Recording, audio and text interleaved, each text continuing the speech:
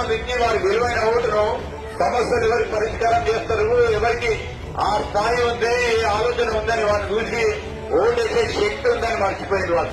నేను అడుగుతా ఉన్నా, కేటీఆర్ గారు మొత్తం ప్రపంచమంతా మాట్లాడుతా ఉన్నారు.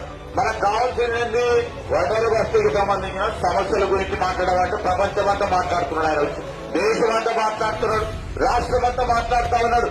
ఈ 9 సంవత్సరాలు ఈ వైర్లు వెలవలేదు ఆయనకి.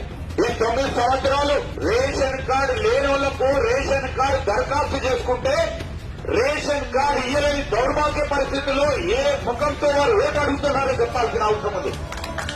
ప్రతిరోజు ఈ రోజు ప్రతి నెల ఈ రోజు రేషన్ కార్డు ఇవ్వడంతో పాటు ఆ రేషన్ కార్డు ఇచ్చిన ప్రతి ఒక్కరికి ఆ ఇంట్లో ఉంటున్న ప్రతి వ్యక్తికి సన్న బియ్యం ఇస్తున్నాం.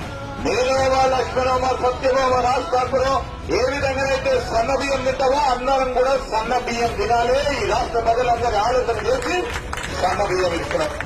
అక్కలు చెల్లెలు అందరూ కూడా సన్న బియ్యం తింటున్నామో ఈరోజు కాంగ్రెస్ పార్టీ ఇచ్చిన మాట నిలబెట్టుకున్నది. బూత్ లో మీరు ఓటేసినప్పుడు అప్పుడు ఆలోచన చేయండి, సన్న బియ్యం ఇచ్చిందా లేదా అని అప్పుడు ఆలోచన చేసి మీ చేతి గుర్తుకు నవీన్ యాదవ్ ఓటేమని మిమ్మల్ని కోరుతా ఉన్నా.